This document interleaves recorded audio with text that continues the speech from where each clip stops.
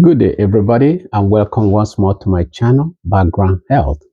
On today's episode, I'll be discussing depression. Depression is a health condition. It affects both your mental health and your physical health. Depression kills. Depression can lead to suicide. Depression affects your performance. Depression affects those around you. And depression can be very, very costly and can lead to accident. And so, before I proceed, I want to tell you things that are not depression. See, everybody gets sad feelings once in a while. Sometimes you look outside, the weather is very, very poor, cold, very gloomy, and you feel, I'm bored, and you say, I'm sad. That's not depression. Depression is not the same feeling you get when you get poor performance from school or poor performance review at work or when you have temporary financial setback or you hear sad news about somebody dying or somebody having an accident, something bad happening. That's not depression, that's temporary. However, depression becomes a prolonged state of such feelings.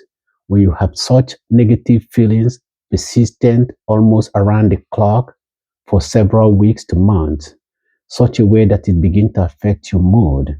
It begins to affect your ability to interact with others. It affects your way to be able to engage in activities of your daily living. It begins to affect the ability to think straight in a way that you have never experienced. That's depression.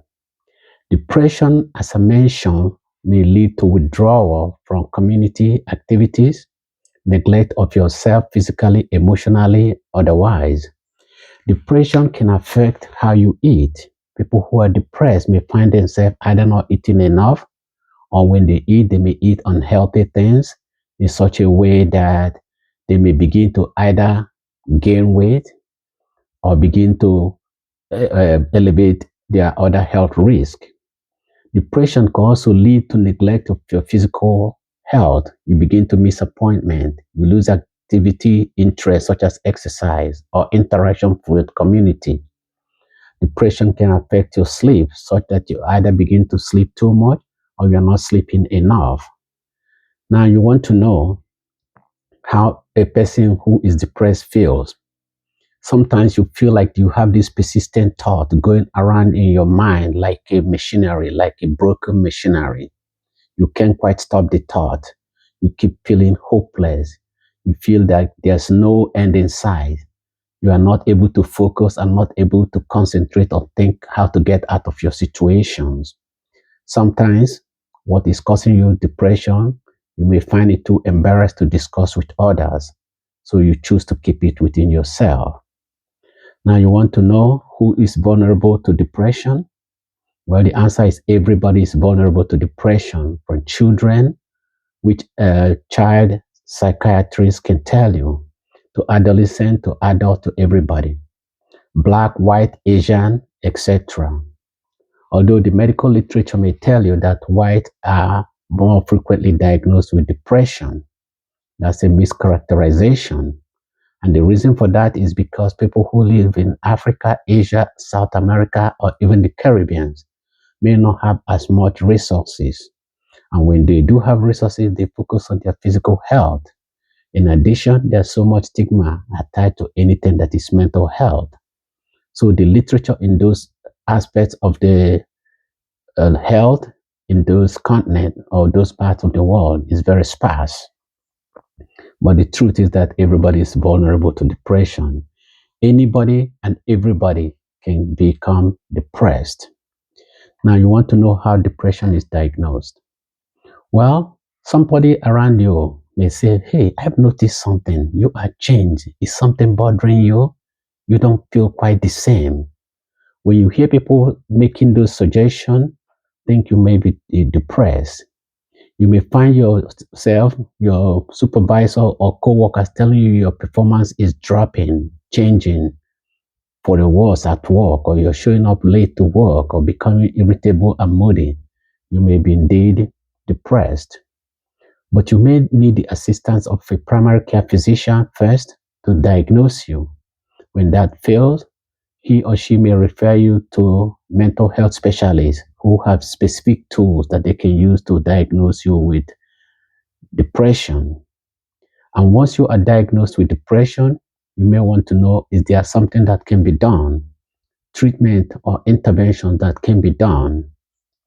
And the answer is absolutely yes. One of those things is that your primary care provider may start you on treatment. There are so many medications that can be started. And when you have reached the optimum that your primary care doctor can do, he or she may refer you to a psychiatrist. The advantage of seeing a psychiatrist is that he or she has more medication combinations that can be used, some of which the primary care doctor may not feel comfortable. The psychiatrist has also non-medication tools like the electroconvulsive therapy that can be used in extreme cases to treat depression. In addition, a psychiatrist may decide when other non-therapeutic interventions are warranted. That may include psychotherapists.